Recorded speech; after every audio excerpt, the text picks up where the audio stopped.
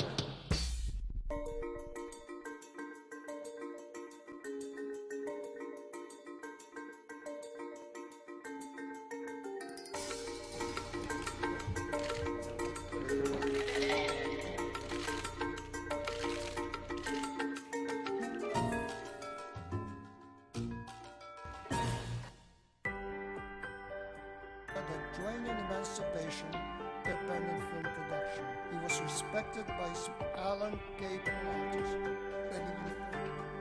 President of the Republic of the Philippines. Sa ngalan ni Ginoong Fernando Poe Jr., Ginang Susan Rosas Po, at Ginang Marites Po Yamazaki.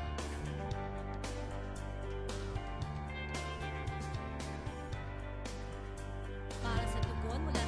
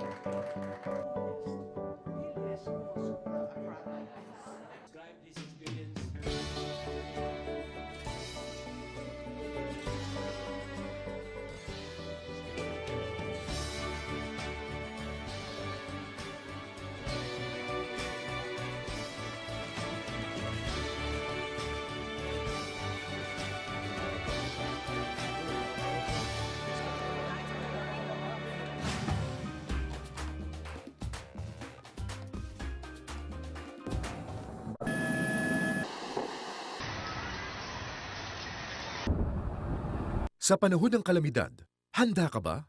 Ano ang mga dapat gawin sa panahon ng mapinsalang bagyo? Manatili sa bahay upang makaiwas sa disgrasya. Ihanda ang emergency supplies. Siguruhing mayroong itong first aid kit na may mga gamot na pangunang lunas, alkohol, bulak at plaster.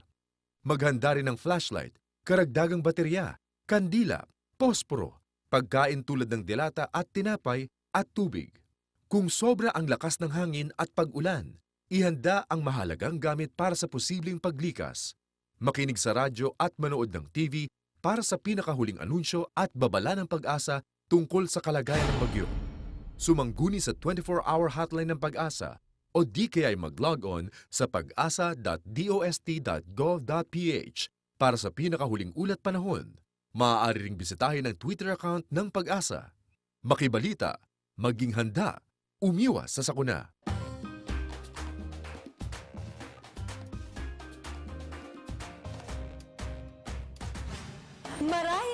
na ang kasabihang ang hindi magmahal sa kanyang wika ay mahigit pa sa hayop at malansang isda.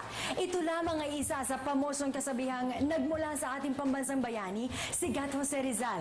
Kaya halina't panoorin natin ang mga naging kaganapan sa pagdiriwang ng buwan ng wika ngayong Agosto.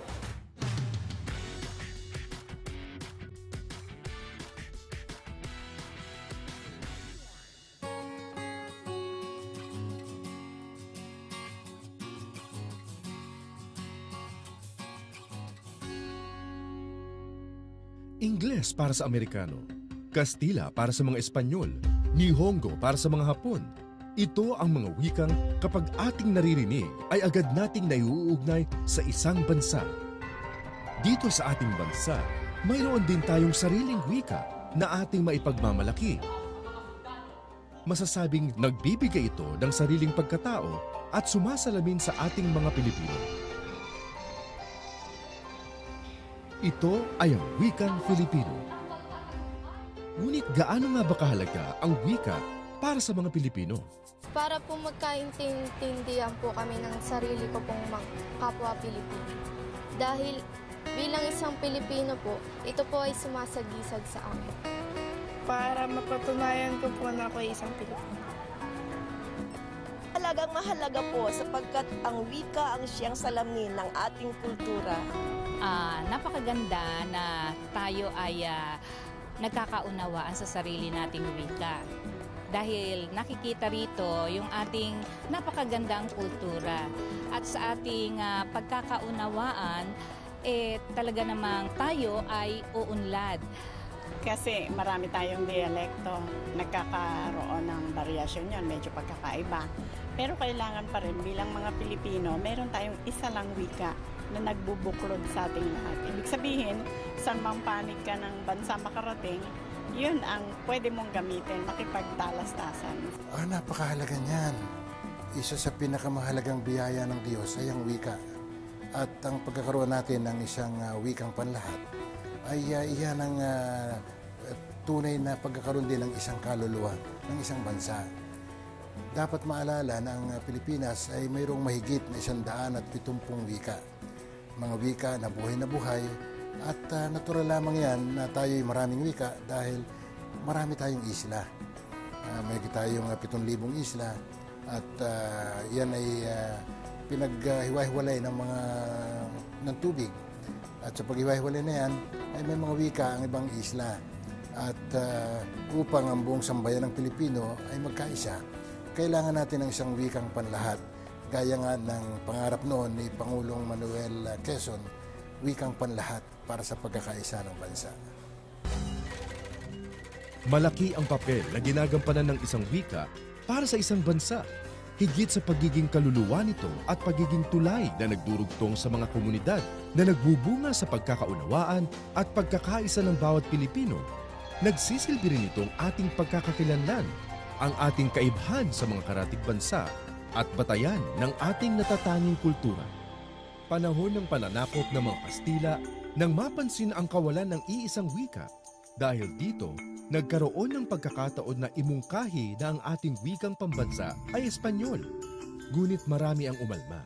Nang dumating ang mga Amerikano, kanila namang itinuro ang kanilang wika.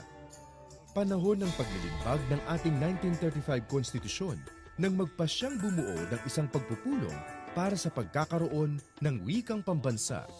Ito ay nakasaad sa ilalim ng Artikulo 14, Section 3, kung saan nakasaad dito na ang Kongreso ay gagawa ng mga hakbang tungo sa pagpapaunlad at pagpapatibay ng isang wikang pambansa na batay sa isa sa mga umiiral na katutubong wika. Article 14, Section 3. Higit na mas nabigyang pansin ang pagpapahalaga sa wikang Pilipino nang maging Pangulo si Pangulong Manuel L. Quezon. 1936 nang itatag ni Pangulong Quezon ang surian na mag-aaral at pipili sa wikang pambansa. Ito ang magsasagawa ng pananaliksik at gabay na magiging batayan sa pagpili ng ating wika. 1937 naman, nang ipalabas ni Pangulong Quezon ang kautusan tagapagpaganap bilang 134 na nag-aatas sa Tagalog bilang batayan ng wikang pambansa. Dahil sa pagsusumikap ni Pangulong Quezon, nagkaroon ng pagkakakilanlan ang bansa dahil sa pagkakaroon ng sariling wika. Dahil din sa pagsusumikap niyang ito, kinilala siya bilang ama ng wikang pambansa. Mula sa kautusang ito ni Pangulong Quezon, pinasimulan ang pagtuturo ng wikang pambansa sa lahat ng mga paaralan sa buong bansa. Taong 1959 naman, nang ilabas ni Kalihim Jose Romero ng Kagawaran ng Edukasyon ang kautusang bilang 7 na nagsasaad na Pilipino ang opisyal na tawag sa wikang pambansa. Sa pagkakalimbag ng 1973 Konstitusyon, isinaad sa ilalim ng Artikulo 15 Section 2 at 3 na ang batasang pambansa ay magsasagawa ng mga hakbang tungo sa pagpapaunlad at formal na paggamit ng pambansang wikang Pilipino. Hanggat hindi binabago ang batas, ang Ingles at Pilipino ang mananatiling mga wikang opisyal ng Pilipinas. Sa panahon ni Pangulong Corazon C. Aquino, muling binago ang konstitusyon noong 1987 kung saan nakasaad sa Artikulo 14 Section 6 na ang wikang pambansa ng Pilipinas ay Filipino. Samantalang nililinang ito ay dapat payabungin at pagyamanin pa salig sa umiiral na wika sa Pilipinas at sa iba pang mga wika. Para higit na tumatak sa mga Pilipino ang kahalagahan ng wikang pambansa, iniutos na ipagdiwang ang wikang bansa at itapat ito sa Linggo ng Kaarawan ni Pangulong Manuel Quezon. At upang higit pang mapagtibay ang naunang proklamasyon hinggil sa Linggo ng Wika, idineklara ang buong buwan ng Agosto bilang pambansang buwan ng wika sa ilalim ng panguluhan ni Pangulong Fidel V. Ramos sa pamamagitan ng proklamasyon bilang 1041 noong ika-15 ng Enero 1997. Dahil sa kahalagahan ng wikang pambansa, ipinag-utos ng Komisyon ng Wika ang pagdiriwang ng Agosto bilang buwan ng wika sa iba't ibang ahensya ng pamahalaan. Ipinalabas yan na sirkular ng DepEd, DILG, CHED, at maging ang TESDA ay tinawagan natin upang magkaroon tayo ng isang buong buwan na nakaprogramang pagdiriwang. At sa taon na ito, dahil alam naman natin yung bagong lunsad na bagong sistema sa edukasyon na mahusay at ngayon ay pinapatupad na itong K-12 at saka mother tongue based education, yung multilingual ay inilagay natin yan na pinakamahalagang sangkap sa programa ng pagdiriwang ng buwan ng wikang pambansa upang maipaunawa na yung sistema ngayon ng edukasyon ay pagpapalakas ng sa dunong ng bawat mamamayan gamit ang ating wikang pambansa. Ang ating tema ngayon ay yung tatag ng wikang Pilipino, lakas ng pagka-Pilipino. Na ang ibig kong tukuyin at ang kahulugan ng paksang diwa na yan ay pagpapaliwanag na rin na ang isa sa tunay na kayamanan ng alimang bansa ay ang kanyang mamamayan. Ang panawagan natin ay sa lahat ng paaralan mula kindergarten hanggang kolehiyo ay magsagawa sila ng mga pagdiriwang, mga activities na may kaugnayan sa wika. Mayroon tayong mga ipinapalabas na mga kaisipan, bukod pa sa mga seminar, mga pagsasanay at mga bagong polisiya tungkol sa wika para mahalin nila ang ating wikang pambansa.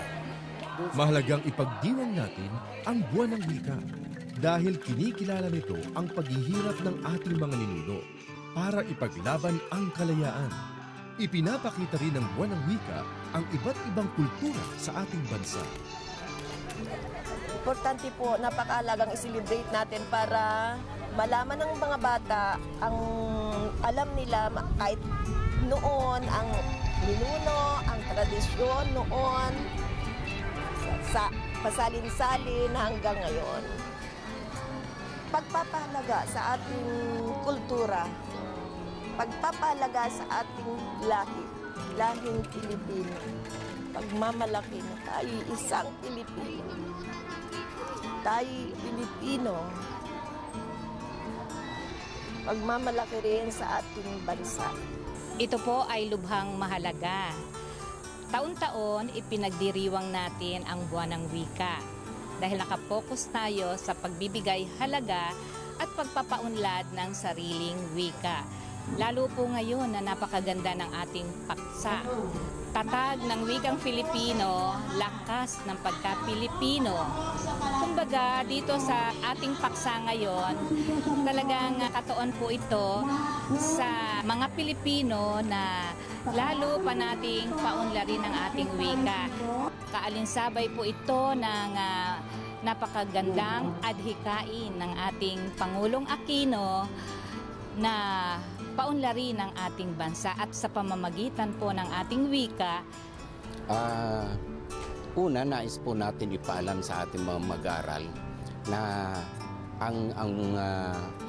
ang wika o ang sariling wika natin ay isang bagay na nagpapakilala sa atin bilang isang Pilipino. Napakaganda po na sa tuwing sumasapit ang buwan ng wika ay naipapaalam natin sa ating mga mag-aaral na ito ay pamana sa atin na ating dating Pangulo ng Republika ng Pilipinas na si Manuel L. Quezon, na sa aking palagay na kung wala itong sariling wika, parang wala tayong identity bilang isang tao o nilalang ng Diyos dito sa mundo. Ang buwan ng wika ay isang pagkakataon upang maipakita at maipamalas natin ang ating pagmamahal sa ating wika.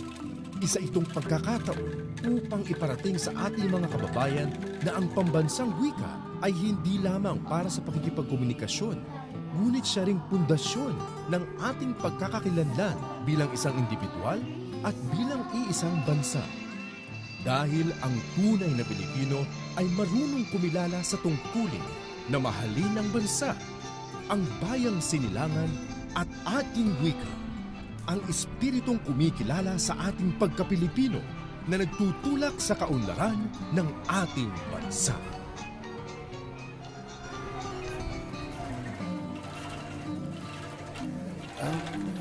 Sa panahon po ito na ang ating sambayanan ay patungo sa isang mahusay na pagkakaisa, matatag na pagkakaisa para sa bayan, napakaganda po na gamitin natin instrumento ang ating wikang pambansa. At samantalang pinapahalaga natin ang ating wikang pambansa, pinapahalagahan din po natin ang ating mga wikang katutubo. Kahanga-hanga po ang ginagawa ni Pangulong Benigno S. Aquino Duterte na sa kanyang mga talumpati ang ginagamit ay ang wikang pambansa.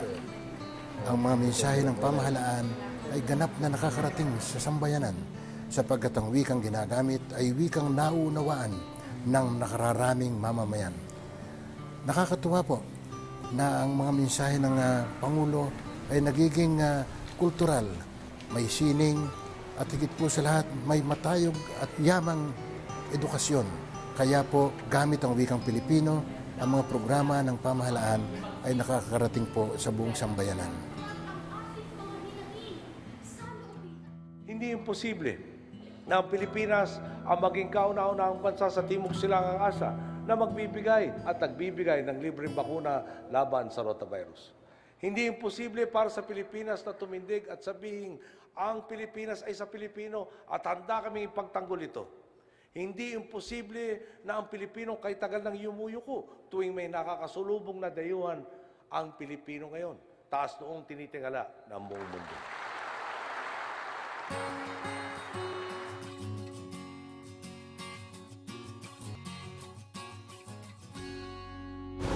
Sa pagbabalik, sasariwain natin ang kabayanihang naipamalas na nagkakaisang Pilipino. Huwag kayong aalis.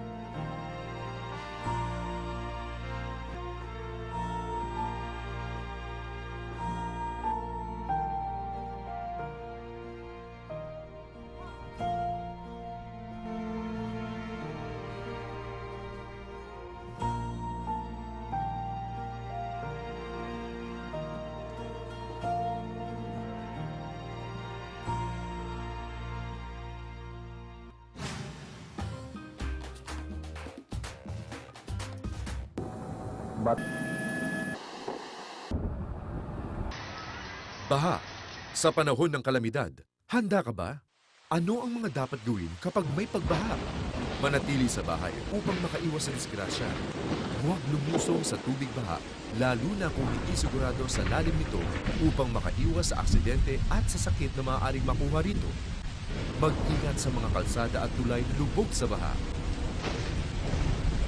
Huwag nang kainin o inumin ang kontaminadong tubig at pagkain. Ihanda ang emergency supplies. Siguruhing mayroon itong first aid kit na may mga gamot na pang-unang lunas, alkohol, bulak at plaster.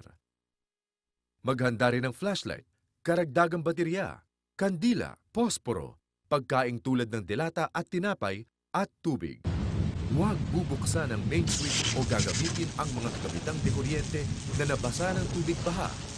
Makinig sa radyo at manood ng TV para sa pinakahuling anunsyo at babala ng Pag-asa tungkol sa pagbaha.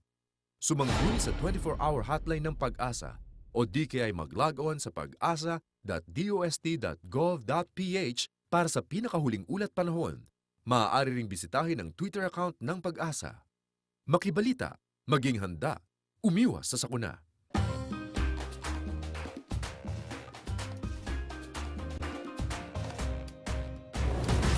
Higit sa salita, wikang nag-uugnay sa ating lahi. Mas higit nating maipapamalas ang pagmamahal sa ating bayan kung tayo'y nagkakaisa.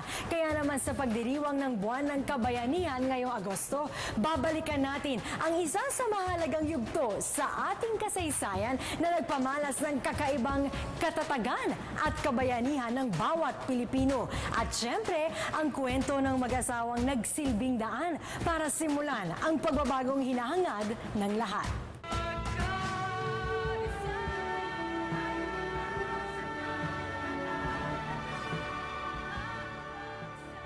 Sila ang mag-asawa na gumising sa kamalayan ng mga Pilipino na ipaglaban ang karapatan at kalayaan nung panahon ng diktatorya.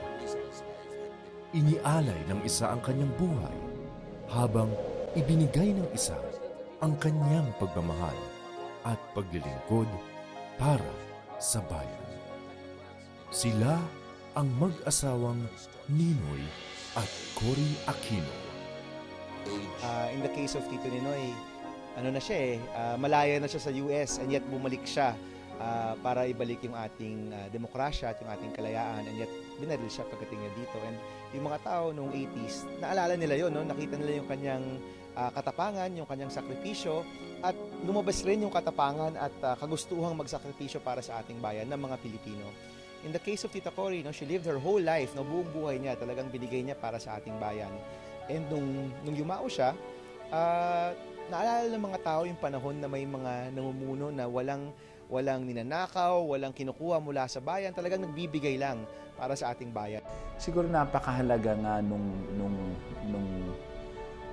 leksyon na naibigay nila sa amin. At ito sinasabi sa akin ni Auntie Cory ito nung buhay pa siya. Sabi niya, alam mo,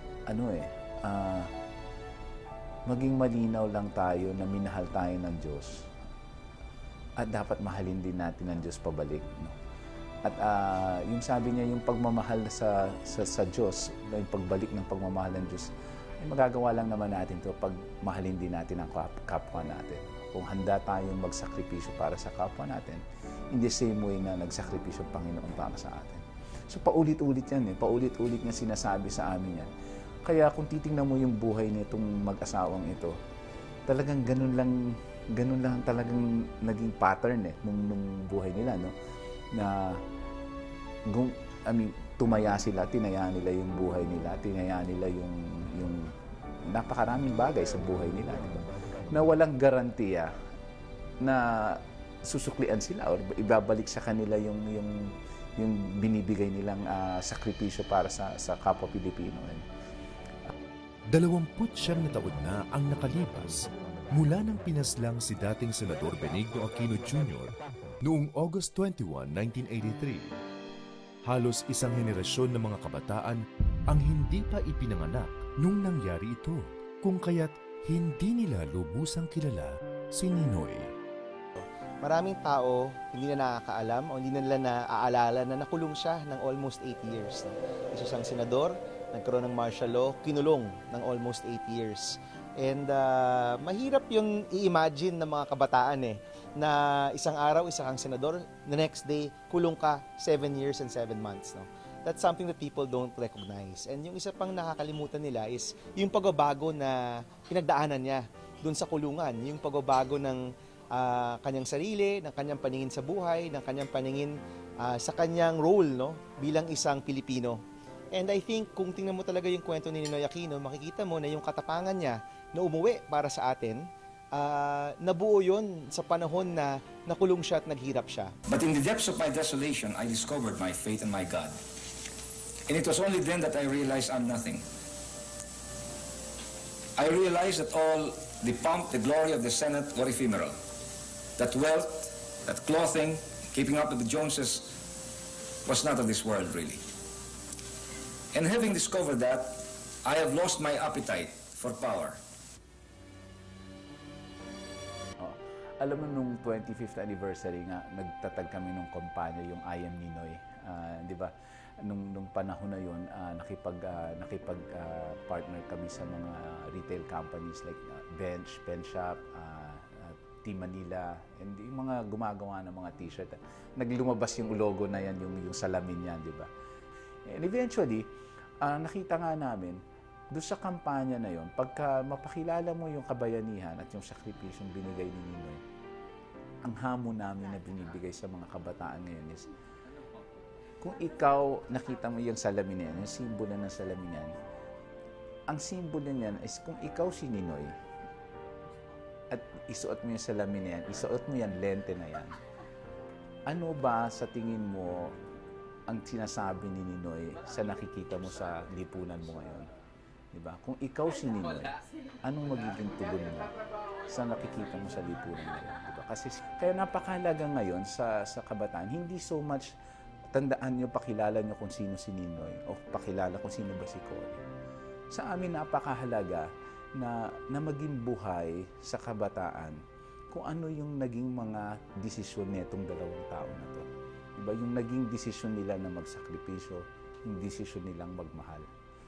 Ang pagtataya ng kanilang mga sarili para sa kapwa at sa bayan ng walang hinihiling na kapalit ay nananatiling buhay sa isip at puso ng mga Pilipino. Ipinamalas ito ng sambayanan sa mga burol ni Ninoy at Cory noong 1983 at 2009 at noong 2010, muling ipinakita ng mga Pilipino ang kanilang pagmamahal sa mag-asawa sa pamamagitan ng paghalay kay Benigno S. Aquino III bilang Pangulo ng Republika. It's been 3 years, but I think those 3 years, for us, for her family, it still seems like yesterday. We still really miss our mom so much, but we also feel how much all of you love and still treasure all the beautiful memories she gave. I think also, Father, you'll agree with me that Mom must be so happy in heaven to see kung gaano kagaling na presidente ang nag-iisa niyang anak na lalaki. What is it like to be the son of 2 Philippine heroes? Siyempre, I'm fortunate. But at the same time, at the same token, you're fortunate. You have role models. You are people in intimate contact with who have had to face challenges and have surmounted the challenges. You know, when you dream, then you can afford to really dream expansively, because their dreams became realities. It's not an abstraction. It's something that is tangible and real to me. Of course, the downside is you're always being compared to the two of them. So very early on, I said, why should I compete with my parents? No? I am fulfilling the job that they have embarked upon, their commitment to the people, and hopefully this will be the last part of the cycle.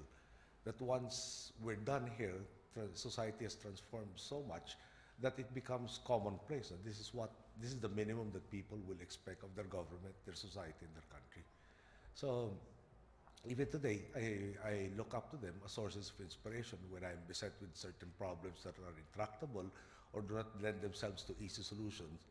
Then I go back to what I experienced with them in what they managed to do in similar or worse situations. Ang buwan ng Agosto ay tinaguriang Heroes Month o Buwan ng Kabayanihan bilang paggunita sa sakripisyong inialay ng ating mga bayani sa kasaysayan ng Pilipinas. Sa buwang din ito, inaalala ang pagkamatay ng mag-asawang Ninoy at Cory Aquino na naging mahalagang bahagi ng ating bansa. Ang kanilang paninindigan para sa pagbabago, pagmamahal sa kapwa Pilipino, at mga orihinal na tumahak sa tuwid na daan ay nagsilbing modelo ng tunay na paglilingkod at siyang pinagpapatuloy ngayon ng kanilang nag-iisang anak na lalaki, si Pangulong Benigno S. Aquino III. Para mabuhay ang alaala ni Ninoy at ni Cory, siguro kailangan tandaan natin na meron ding Ninoy at Cory sa bawat isa sa atin. At para maging Ninoy at Cory tayo, buuin natin sa loob natin na napakahalaga na magsakripisyo po tayo para sa ating kapwa. Lalong-lalo na ngayon nangyayari rin itong mga kalamidad na nangyayari dito sa atin sa ating bayan.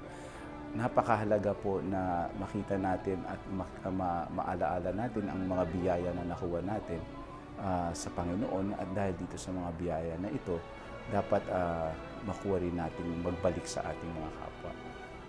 At sa ganung paraan, ayun nga, maging matiwasay din ang kanilang buhay at hindi masayang ang sakripisyo na binigay ni Ninoy at Cory sa kanila.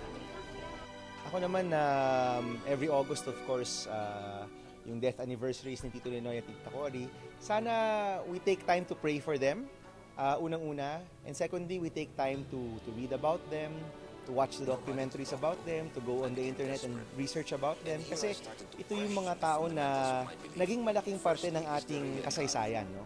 Naging isang ehemplo ng mga taong nagbigay ng kanilang buhay para sa ating bayan. And hopefully, habang yung mga kabataan they research about Tito Ninoy, Tita Cory, mapanood nila yung mga documentary, makita nilang nagsisalita mismo. Kasi nandiyan naman yan sa internet, hindi naman siya mahirap hanapin. No? Sana dahil doon, ma-inspire rin tayo na gaya nila, maging mga bayani para sa ating bayan.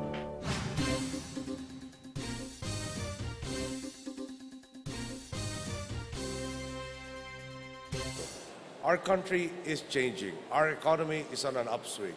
The global community has confidence in us, and our people are more optimistic about their futures than ever before. If we are able to enact our reforms for an even longer period, our country will go through even more positive change. Bago po magtapos ang ating programa, nais pong ipaabot ng Pulsong Pinoy ang taos-pusong pakikiramay sa mga naiwang mahal sa buhay ng yumao nating Interior and Local Government Secretary Jesse Robredo. Kami po ay nagluluksa dahil nawala ang isa sa mga haligi ng ating pamahalaan at isang tunay na public servant. Kasama po kaming mananalangin sa mapayapang paglalakbay ng ating kalihim tungo sa piling ng may lumikha. Ako po si Zairine Parsad Valencia at samahan niyo po muli kami dito sa Pulsong Pinoy.